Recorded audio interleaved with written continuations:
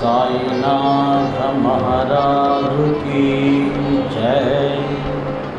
राजाधिराज योगिराज परब्रह्मा श्री सच्चिदानंद समर्थ सद्गुरु साईनाथ महाराज। गजाननं भूतगणाधिसेवितं कपित्तजम्बूफलसारभक्षितं उमासुतं शोकविनाशकारकं नमामि विघ्नेश्वरपादपङ्कजं। नमामि विघ्नेश्वर पादपङ्कजं।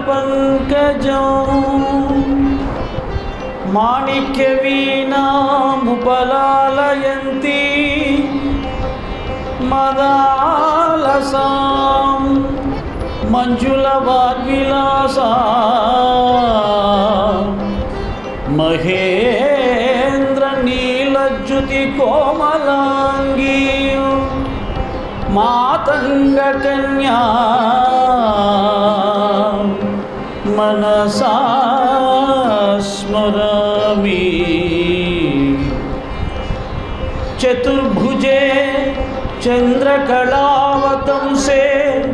कुचोन्नते कुङ्कुमरागशोणे पुण्ड्रेक्षुपाशाङ्कुशपुष्पबाणहस्ते नमस्ते जगदेकमातः।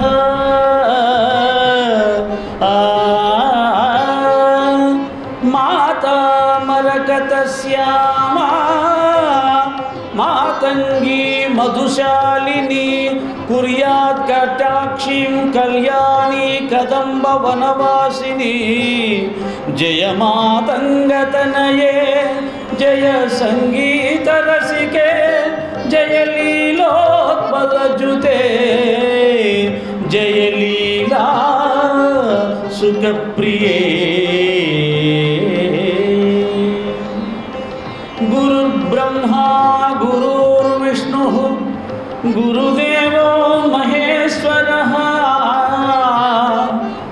गुरु साक्षात् परब्रह्म तस्मै श्री गुरवे नमः। तस्मै श्री गुरवे नमः। सदा सत्स्वरूपं चिदानन्दकन्दं जगत्सम्भवस्थानसंहारहेतुं स्वभक्तेच्छया मानुषं दर्शयन्तं नमामीश्वरं सद्गुरुं साईनाथं। नमामीश्वरं सद्गुरुं साईनाथं। श्री सच्चिदानंद समर्थ सद्गुरु साईनाथ महाराज की जय। साईनाथ महाराज की जय। साईनाथ महाराज की जय। నిన్ననే ఈ మాలాధారణ గురించి, ఈ స్థానంలో కూర్చున్న వారిని మనం ఎలా భావించాలి, ఎలా గౌరవించాలి, వారు కూడా ఏ బాధ్యతతో ప్రవర్తించాలి, ఇది భరద్వాజ మాస్టర్ గారి ద్వారా తెలపబడిన విషయం. మాస్టర్ గారు కూడా మొదట వీటిని స్వీకరించేవారు కాదు. కానీ ఒక సంఘటనలో బాబా గారు సత్సంగం చేసేవారు గురుస్థానంలో కూర్చొని ఉంటారు. వారిని గురువుగా భావించి పూలమాల అలంకృతులుగా చేసుకోవాలి. వారు కూడా పూలమాలతో సత్సంగం జరపాలి అనేది శాస్త్ర నియమం చెప్పడం వల్ల వారు ఆ రోజు నుంచి స్వీకరించడం జరిగింది. పెద్దల యొక్క మాట మీద గౌరవంతో నేను కూడా వాటికి ఇష్టం లేకపోయినా సంప్రదాయాన్ని అనుసరించి కాసేపు దీన్ని స్వీకరించి తిరిగి దాన్ని తొలగించడం అనేది చేస్తూ ఉంటాం. కనుక ఈ గౌరవం ఇక్కడ కూర్చున్న వ్యక్తికి కాదు, ఇందులో ఉన్నటువంటి సాయినాథుడికి, ఆ సాయినాథుని గురించి 4 మాటలు చెప్పే భాగ్యం పొందిన ఈ జీవుడికి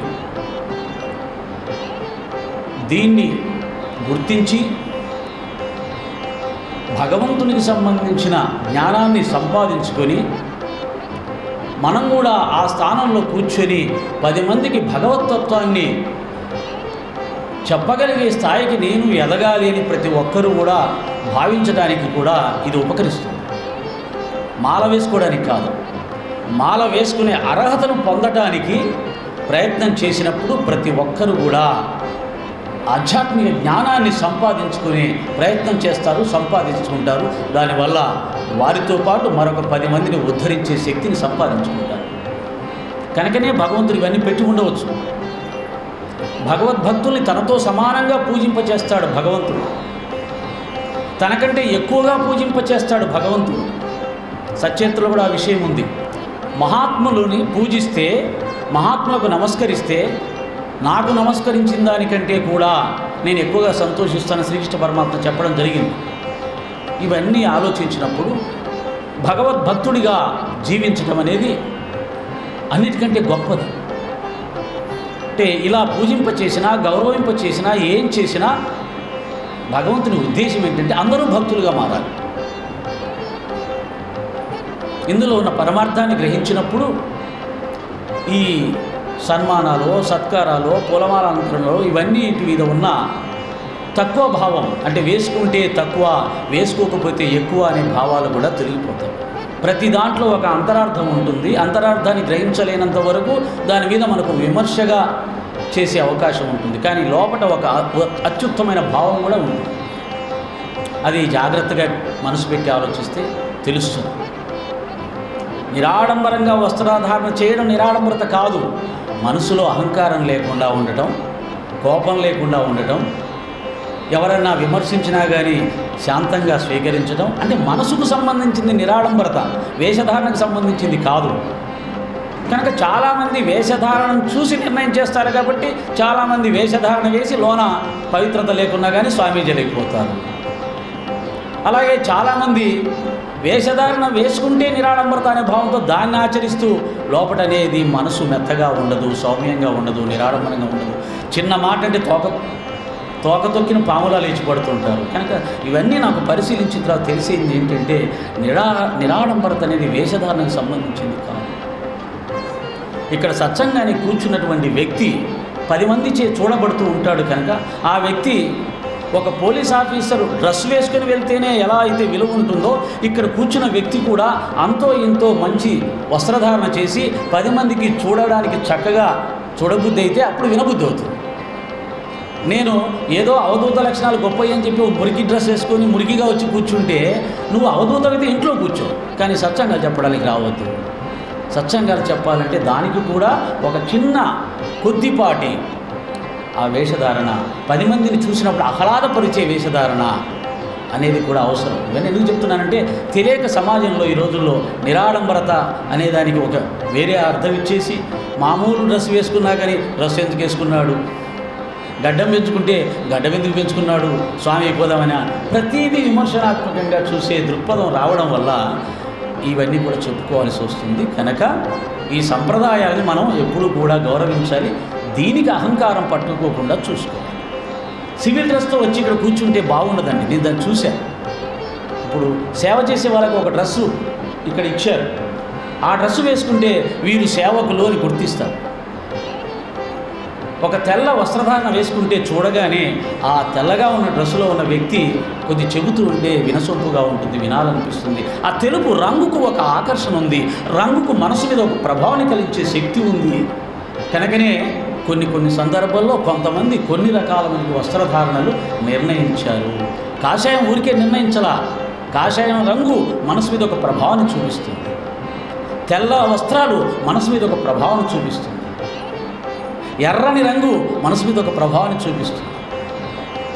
కనుక వాటిని కూడా మనం దృష్టిలో పెట్టుకొని సత్సంగాలు చెప్పేవాళ్ళు ఆ విధంగా ఆలోచించగలిగినప్పుడు ఇంకా సత్సంగం చూడడానికి వినడానికి రెండు రకాలుగా బాగుంటుంది.